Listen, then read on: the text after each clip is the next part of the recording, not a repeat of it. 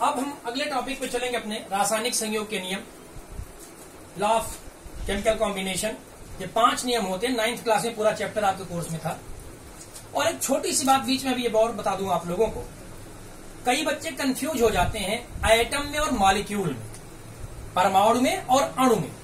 ध्यान रखिएगा किसी भी एलिमेंट में, जैसे कोई एलिमेंट हमने एक ले लिया हाइड्रोजन। अब हाइड्रोजन का जो सिंबल होता है, जो इसका प्रतीक होता है, वो H होता है। ये H लिखा है, ये एक एटम को भी रिप्रेजेंट करता है, एक परमाणु को भी रिप्रेजेंट करता है। मगर जब इसकी क्वांटिटी हम H2 लिख दें, यानी एक से ज्यादा परमाणु हो जाए, तो इसे बोलते हैं अणु। अब इसे कहेंगे हाइड्रोजन अणु H2। यानी जब किसी भी कंपाउंड में एक से ज्यादा एटम हो जाए, एक से ज्यादा परमाणु हो जाए, तो अणु हो जाता है, मॉलिक्यूल। अब एक चीज यहां क्लियर कर लीजिए कि जरूरी नहीं कि सारे के सारे मॉलिक्यूल में सेम एटम ही हो, अलग अलग एटम से मिलकर भी मॉलिक्यूल बनते हैं। जैसे हाइड्रोजन का तो H2, क्लोरीन अगर आप ले लीजिए तो आप जानते हैं क्लोरीन यानी Cl एटम हो गया और Cl2 क्या हो गया, इसका मॉलिक्यूल, ये परमाणु और ये अणु। इसी तरीके से ऑक्सीजन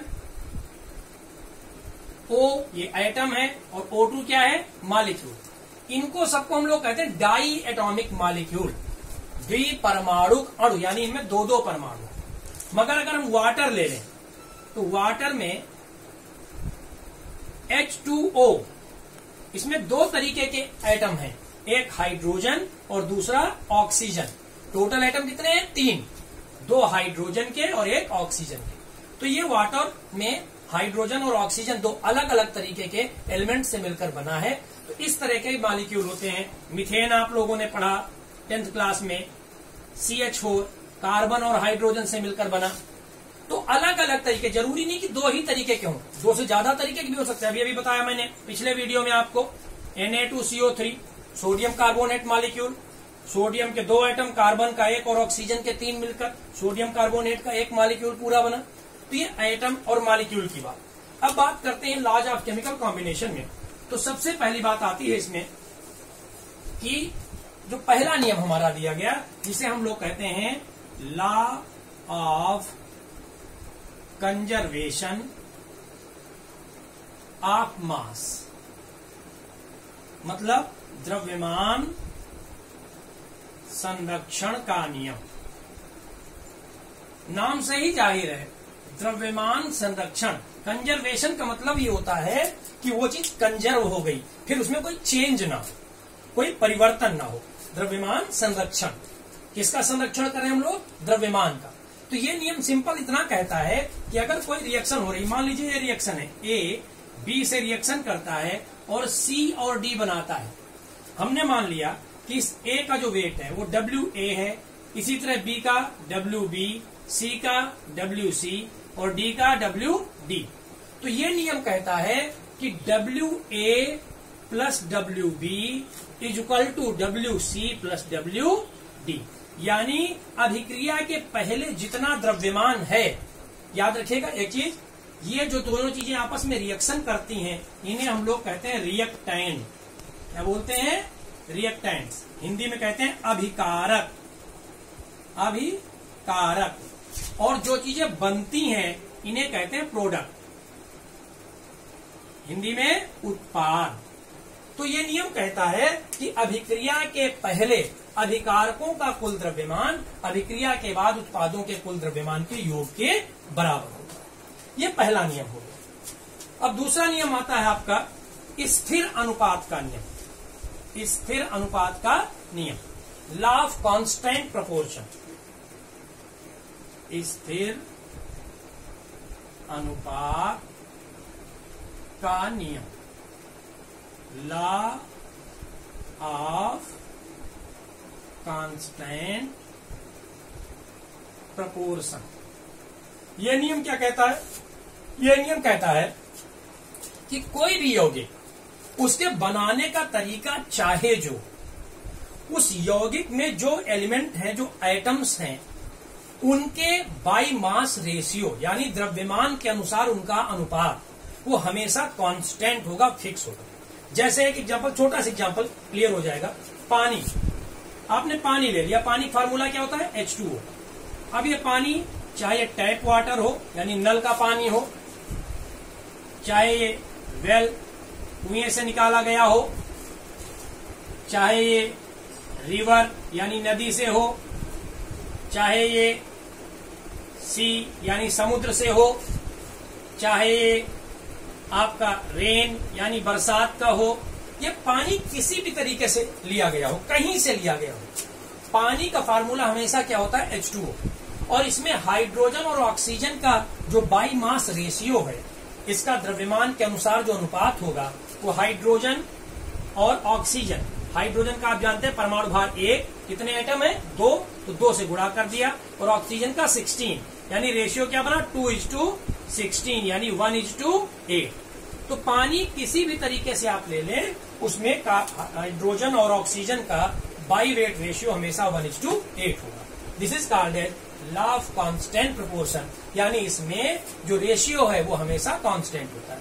CO2 ले लीजिए आप, कार्बन डाइऑक्साइड किसी भी तरीके से आप बनाइए, C+O2 या CaCO3 जिप्सियम, CaO+CO2, किसी भी तरीके से आप बनाइए CO2, इसमें भी कार्बन और ऑक्सीजन का रेशियो हमेशा 12:16 × 2 यानी 12:32 यानी 3:8। 4 से डिवाइड कर दिया, 4 × 12, 4 × 32, 3:8, 3:8 का रेशियो हमेशा। यह है आपका लॉ ऑफ कांस्टेंट प्रोपोर्शन। तीसरा होता है आपका लॉ ऑफ मल्टीपल प्रोपोर्शन, गुणित अनुपात का नियम।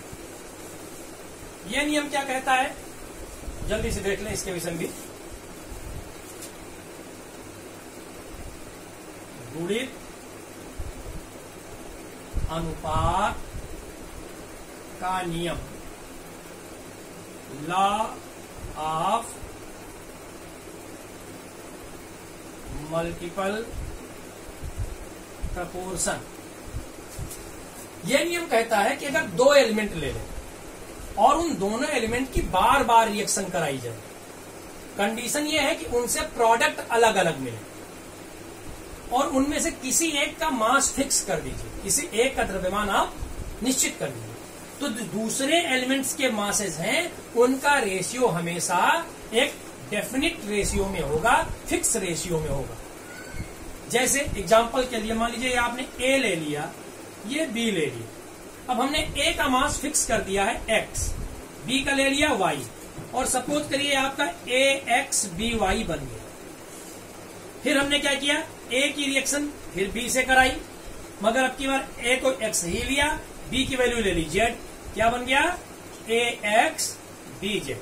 फिर हमने A की रिएक्शन B से कराई, मगर अब की बार A तो X ही रहा, B हमने ले लिया M, क्या बन गया AXBM।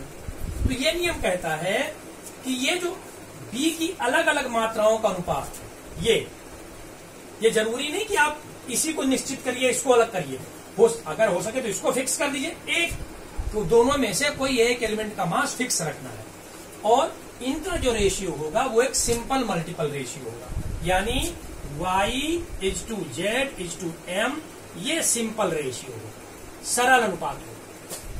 जैसे एग्जांपल के लिए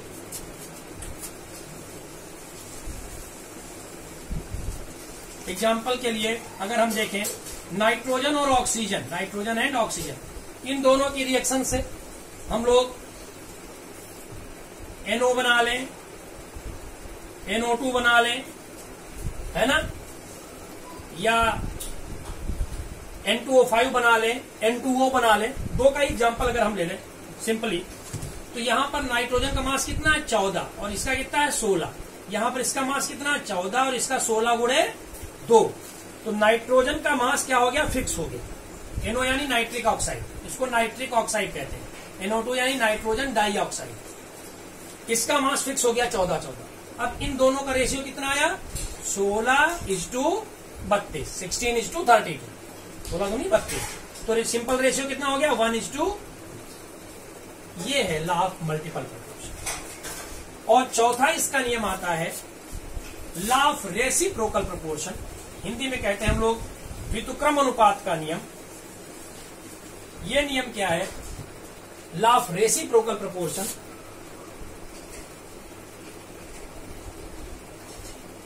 व्युत्क्रम अनुपात का नियम, ये नियम कहता है, सपोज कर लीजिए एक ए है, इस ए से दो अलग अलग एलिमेंट रिएक्शन करते हैं, एक बी भी करता है और एक इससे रिएक्शन सी करता है। दो कंपाउंड बनते हैं ए बी और ए सी। कंडीशन ये है कि ए का मास फिक्स होना चाहिए, इसका द्रव्यमान निश्चित होना चाहिए। हमने मान लिया x ग्राम और इसका मान लिया y, इसका मान लिया z। तो उस कंडीशन में अगर a की निश्चित मात्रा के साथ b और c की अलग अलग क्वांटिटीज, अलग अलग मात्राएं रिएक्शन करती हैं, तो इन दोनों का जो रेशियो है ये सिंपल रेशियो होगा। ऐसा रेशियो होगा सिंपल रेशियो। जैसे हाइड्रोजन ले लीजिए, हाइड्रोजन से ऑक्सीजन रिएक्शन करती है, क्या बनाता है H2O, और इसी हाइड्रोजन से जब सल्फर रिएक्शन करती है क्या बनता है H2S। तो उस कंडीशन में हाइड्रोजन का मास दोनों फिक्स हो गया, 1 गुणे 2 और इसका 16 और इसका 1 गुणे 2 और इसका 32। तो इसके 2-2 ग्राम से दोनों रिएक्शन करते हैं, यानी 16 और 32 का जो अनुपात होगा, क्योंकि आपने हाइड्रोजन की मात्रा फिक्स कर दी है 2, तो 16 और 32 का रेशियो क्या हो जाएगा 1:2। ये एक सिंपल रेशियो है। ये है आपका व्युत्क्रम अनुपात का नियम। और इसी तरीके से 5वां नियम आप लोगों ने पढ़ा होगा, गेलुसाक का गैसीय आयतन संबंधी नियम। उस विषय में भी आप लोग ऑलरेडी पढ़ चुके हैं। और आगे के टॉपिक्स में अगर कोई दिक्कत होती है तो जरूर पूछिएगा। Thank you.